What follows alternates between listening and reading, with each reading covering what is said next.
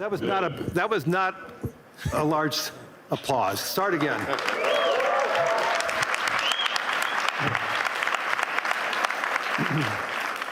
That's better. Thank you. Yeah, we're going to make this interesting. How many quotes are you going to want that are going to be after this session? I don't know. I mean, 5. Okay. So good afternoon, everyone. It's great to see everybody here. It's been an amazing week here in Davos. Hopefully everybody saw that we are having conversations here. Hopefully everybody agrees. There are some conversations that we may disagree. There's many conversations that we may have agreed, but through those conversations, and I think today's result with a peace agreement earlier today, the World Economic Forum is here to have those conversations, to have understandings, and also resolution. So it's an important component of who we and what we are, and I'm thrilled to have Elon Musk here. He came all the way from California to be here to see all of you. So thank you, Elon. You're most welcome. I mean, I heard about the formation of the Peace Summit, and I was like, is that PIEC? You know, a little piece of Greenland, a little piece of Venezuela. We got one. All we want is peace. Okay, I'm going to, as I said, I'm a pretty proud CEO of BlackRock since we went public. The compounding return of BlackRock to our shareholders was 21%. Since Elon took Tesla public, his compounded return is 43%. This is just another advertisement for everybody, especially for Europeans. This is why more citizens should be investing with growth, investing with their countries.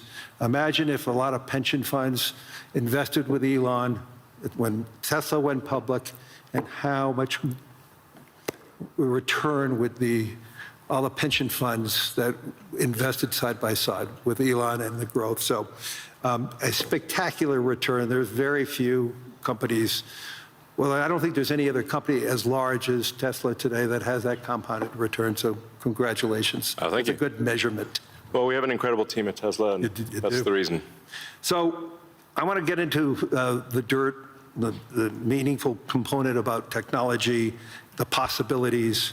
I want to talk about AI and robotics, energy, space, and the progress ultimately coming down to engineering discipline, scale, execution. And few people, if not anyone, has the experience and the fortitude to confront these issues head on. Not just the ideas, but the execution across so many different technologies, Elon, and that's why I thought it was important for us to have this dialogue here in Davos. So you're presently building on AI, on robotics, on space, on energy, all at the same time. When you look across those efforts, what do they have in common from an engineering standpoint? Well, they're all very difficult technology challenges, but the overall goal of my companies is to maximize the future of civilization, like basically maximize the probability that civilization has a great future, and to expand consciousness beyond Earth. So if you take SpaceX, for example, that SpaceX is about advancing rocket technology to the point where we can extend life and consciousness beyond Earth, to the moon, to Mars, eventually to other star systems.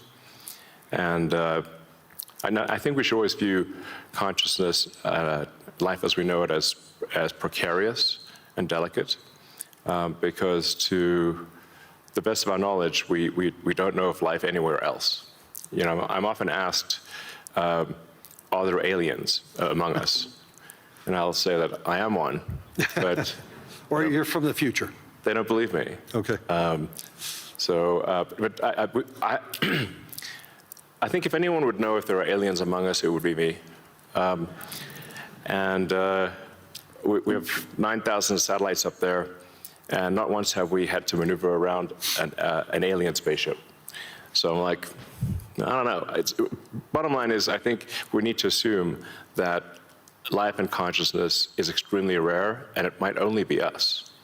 And if that's the case, then we need to do everything possible to ensure that the light of consciousness is not extinguished, because we're effectively, the way I view it is, the image in my mind is of a tiny candle in a vast darkness, a tiny candle of consciousness that could easily go out.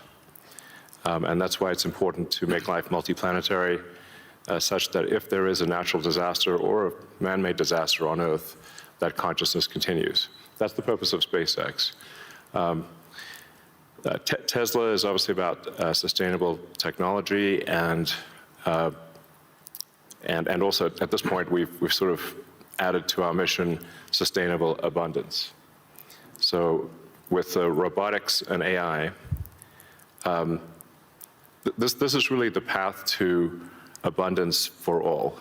If you say, people often talk about solving global poverty, or essentially how do we give everyone a very high standard of living. I think the only way to do this is AI and robotics, which doesn't mean that it is without its issues. I mean, we need to be very careful with AI. We need to be very careful with robotics. We don't want to find ourselves in a James Cameron movie, Terminator. He's got great movies, love his movies, but we don't want to be in Terminator, obviously. But if you have ubiquitous AI that is essentially free or close to it, and ubiquitous robotics, then you will have an explosion in the global economy, an expansion in the global economy that is truly beyond all precedent. Elon, can that expansion be broad? Yes. Or is it narrow? And how can that be created? How can it broaden the global economy? Yeah, I mean, a way to think of it is that if you have a large number of humanoid robots, the economic output is the average productivity per robot times the number of robots. Right. And actually, my prediction is in the benign scenario of the future that the robots will actually make so many robots and AI that they will actually saturate all human needs. Meaning you won't be able to even think of something to ask the robot for at a certain point. Like there will be such an abundance of goods and services, because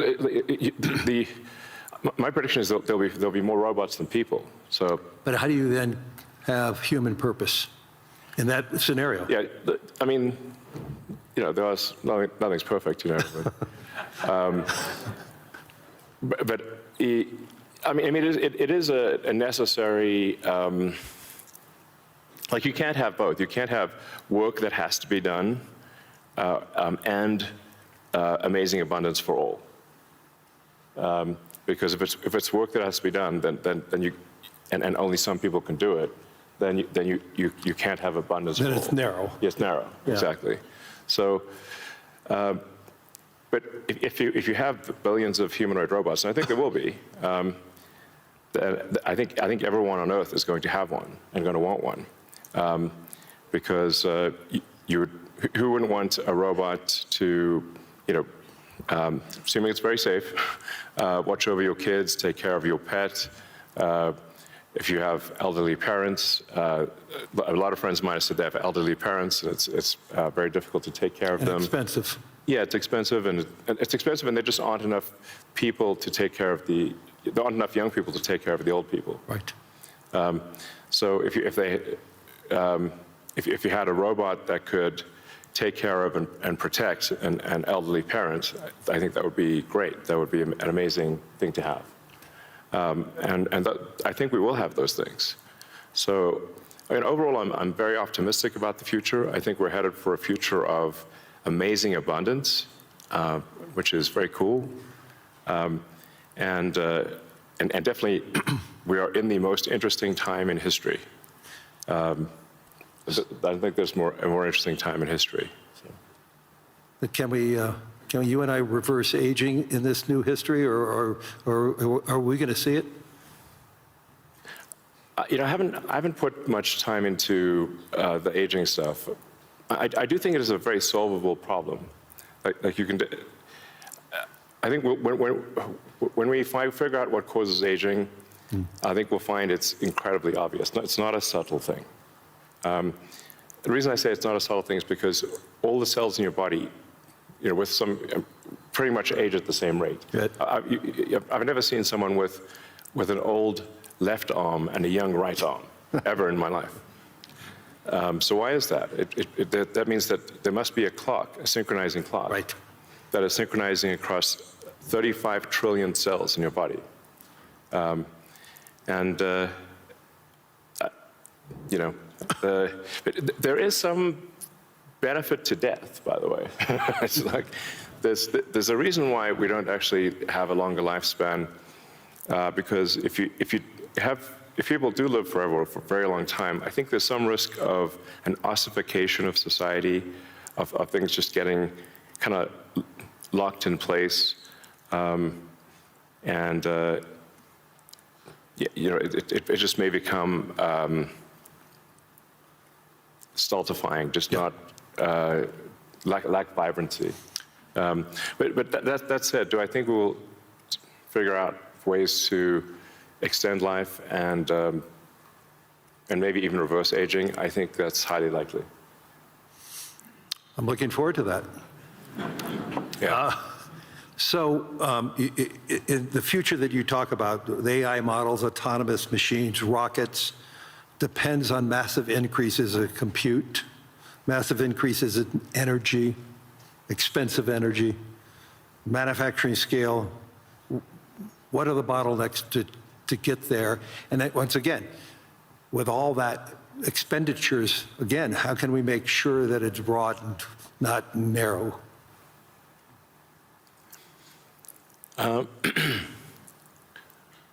I just think the natural thing is it's going to be very broad, because AI companies will seek as many customers as they possibly can, and the cost of AI is already very low, and it's plummeting every year. I mean, the cost of AI is almost meaningfully changing on a month-to-month basis. There's open models now everywhere. Yeah. Yes, there's open models. And the open models only lag, they're maybe a year behind Right. the sort of closed models. So I think the AI companies will seek as many customers as possible, which means they'll provide AI to the world. But the cost of getting to there, the compute, the chips, the fab, the powering, that to me, what are the you know, those are huge. The limiting factor, yeah, I think the limiting factor for AI deployment is fundamentally electrical power. It's right, it's energy. Yeah. I mean, we're seeing the rate of AI chip production increase exponentially, but the rate of electricity being brought online is 3%, 4% a year, Yeah. max. Yeah. It's clear that we're very soon, maybe even later this year, we'll be producing more chips than we can turn on. Except for China. China's growth in electricity is tremendous. They're building 100 gigawatts of nuclear as we speak. Actually, solar is the biggest thing yeah. in China. So I believe China's production capacity on solar is 1,500 gigawatts a year, and they're deploying over 1,000 gigawatts a year of solar. Now, you know, for continuous solar load, you divide that by roughly, I don't know, 4 or 5. Call it that's around 250 gigawatts of steady state power paired with batteries. And that's a very big number. That's half of the average power usage in the US. Right. So US power usage on average is 500 gigawatts. China, just in solar, just in solar that can provide steady state power, and batteries can do half of the US electricity output per year just with solar. Solar is by far the biggest source of energy. And actually, when you look beyond, or even on Earth, but certainly beyond Earth, the sun rounds up to 100% of all energy. This is an important thing to consider. So the sun is 99.8% of the mass of the solar system. Jupiter is about 0.1%, and everything else is miscellaneous.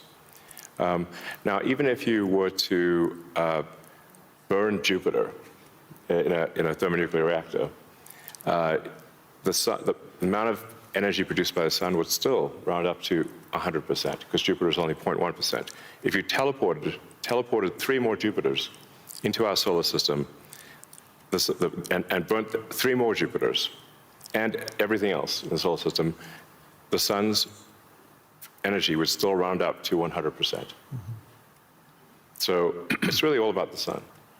And that's why one of the things we'll be doing with SpaceX within a few years is launching solar-powered AI satellites. Right.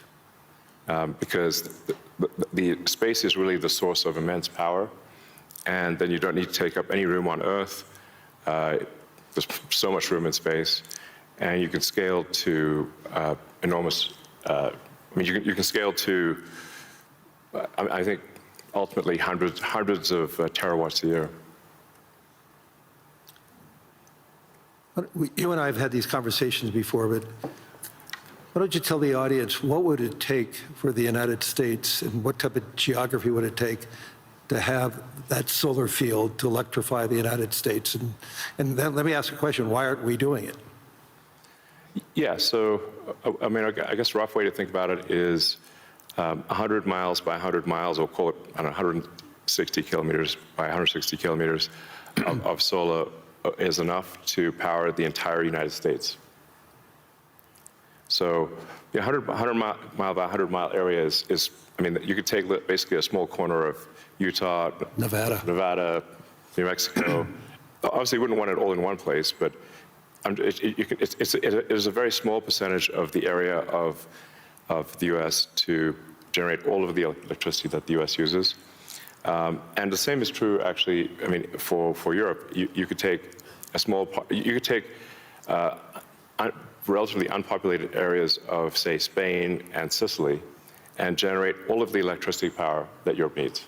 So why don't you think that there's a movement towards that here and in the United States? Well, there is. As it is in China.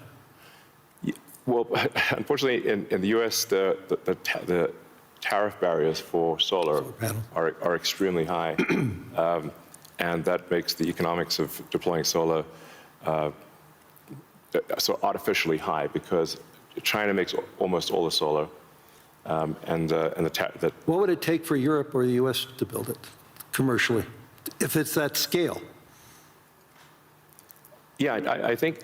Well, I can tell you what we're going to do, at SpaceX and Tesla is we're building up large-scale solar. Right. So the SpaceX and Tesla teams both separately are working to build to 100 gigawatts a year of solar power in the U.S., of manufactured solar power.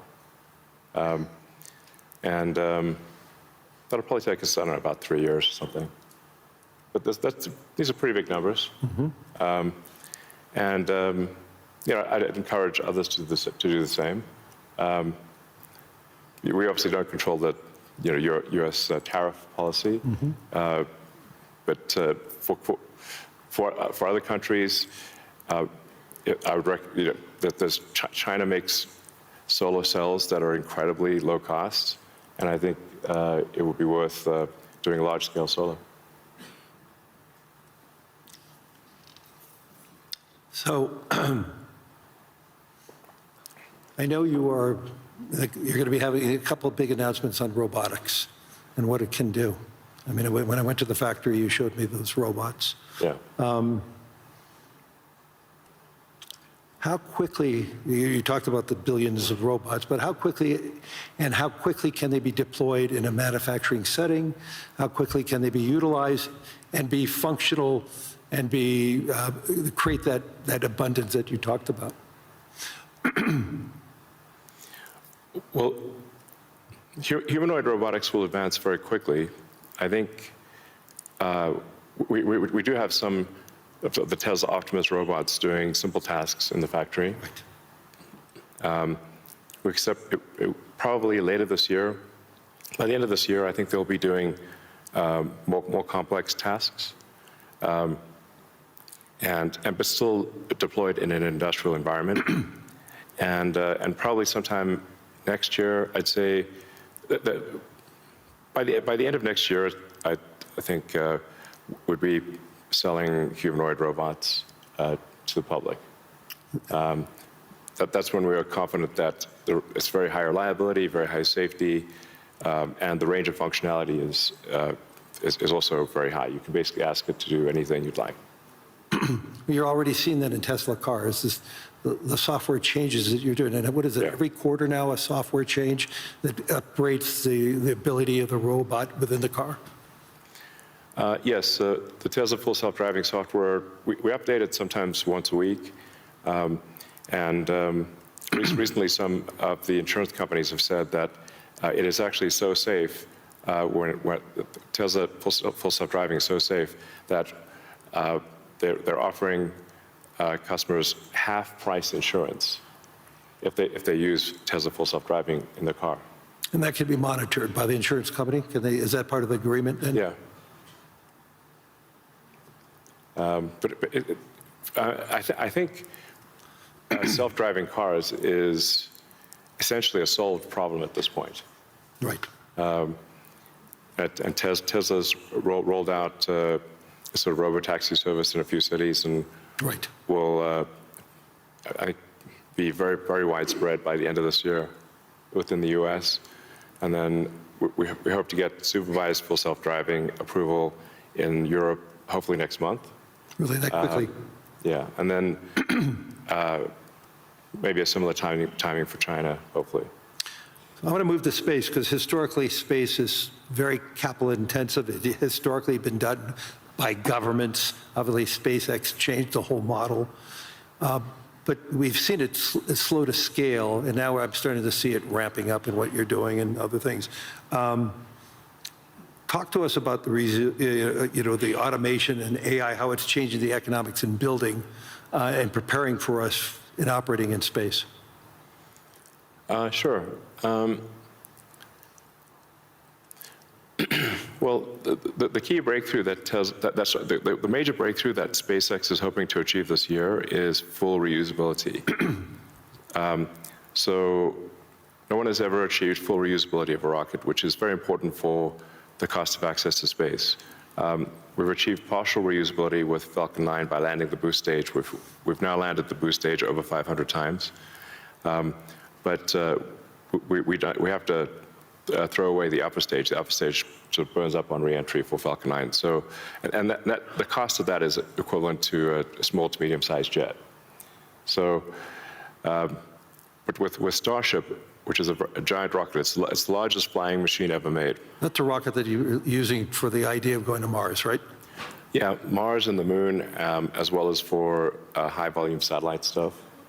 So, Starship. Hopefully this year we should prove full reusability for Starship, which will be a profound invention because the cost of access to space will drop by a factor of 100 when you achieve full reusability. Right. It's the same sort of economic difference that you would expect between, say, a reusable aircraft and a non-reusable aircraft. Like if you have to throw your aircraft away after every flight, that would be a very expensive flight. But if you only have to refuel, then it's the cost of the fuel. And so that's really the fundamental breakthrough that gets the cost of access to space, we think, below the cost of freight on aircraft. So, you know, under $100 a pound type of thing easily. Wow. So it makes putting large satellites into space, very low, very cheap. And then when you have solar in space, you get 5 times more effectivenures, maybe even more than that, than solar on the ground, because it's always sunny. It's cold. It's always sunny, so you don't have a day-night cycle or seasonality or weather, and you get about 30% more power in space because you don't have atmospheric attenuation of the power. Right. The net effect is solar is 5 times more. Any given solar panel will do 5 times more energy in space than on the ground. Is there any capacity in doing that and then taking that power and bringing it back to Earth? Is there any way of doing that, or you're just taking that power and utilizing it for the needs, like building AI data centers in space? I think the case, it's a no-brainer for building solar-powered AI data centers in space, because as you mentioned, it's also very cold in space. If you're in the shadow, then it's very cold in space, just 3 degrees Kelvin. So you just have solar panels facing the sun, and then a radiator that's pointed away from the sun, so it has no sun incidence, and then it's just cooling. It's a very efficient cooling system. So net effect is that the lowest cost place to put AI will be space, and that'll be true within 2 years, maybe 3 at the latest. Wow. So looking 10 or 20 years out, how would you describe success with AI or space technology, and where do you see it? Are you more certain what's going to happen in the next 3 years, or 5 or 10? I don't know what's going to happen in 10 years, but the rate at which AI is progressing, I think we might have AI that is smarter than any human by the end of this year, and I would say no later than next year. Wow. And then probably by 2030 or 2031, call it 5 years from now, AI will be smarter than all of humanity collectively. We only have a number of minutes left, but I want to humanize you for a second. So there's no speculation that you're a joke about peace. Right. I want to. I would frame this question by: you are the most successful entrepreneur, industrialist in the 21st century, maybe beyond. I want to really get this. What inspired you? Who's inspired you? What was the foundation of your curiosity? And importantly, was there an aha moment, an epiphany at any time in your life and career? Well, as a kid, I read a lot of science fiction, sci-fi, fantasy books. Yeah, we talked about and comic books, and I always liked technology. I didn't expect to be where I am today. That seems incredibly implausible.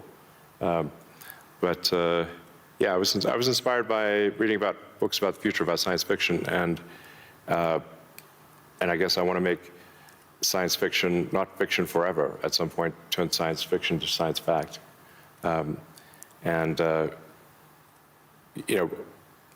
want to have like Starfleet and Star Trek, really, for real, like where we actually have giant spaceships traveling through space, going to other planets, traveling to other star systems. I'm just interested if I could be beamed up to go back to New York.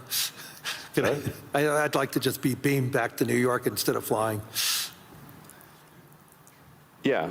Talking about Star Trek. No, I guess my essential, what I would call the philosophy of curiosity. I'd like to understand the meaning of life. Is the standard model of physics correct regarding the beginning of life, beginning of existence, and the end of the universe? What questions do we not know to ask that we should ask?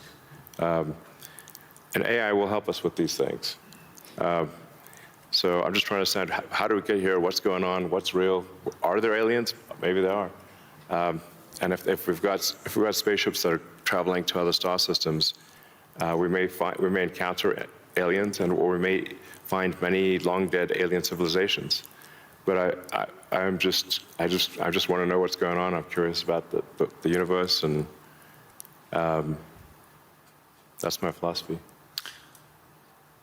Do you see yourself ever going to Mars in your lifetime? Yeah, I mean, I would say like, That's a long commitment. I've been asked. Isn't that 3 years each way? It's 6 months. 6 months, that's all it is? Yeah, 6 months, but the planets only align every 2 years. Okay.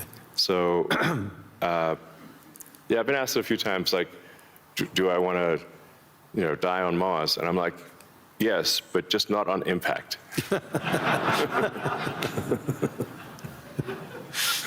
That's a good answer. Anyway, we're out of time. Hopefully everybody enjoyed this. I mean, there's so many myths around Elon Musk. I could tell you he's a great friend, and I constantly learn so much from him. And I'm totally inspired by what he has done. I've been inspired who he is, and I'm totally inspired by his vision of the future. And I don't think it's such a bad future, and I agree with his optimism. So, Elon, thank you. Any last words? Well, I think my last words would be, I would encourage everyone to be optimistic and excited about the future. Good. And generally, I think for quality of life, it is actually better to err on the side of being an optimist and wrong rather than a pessimist and right.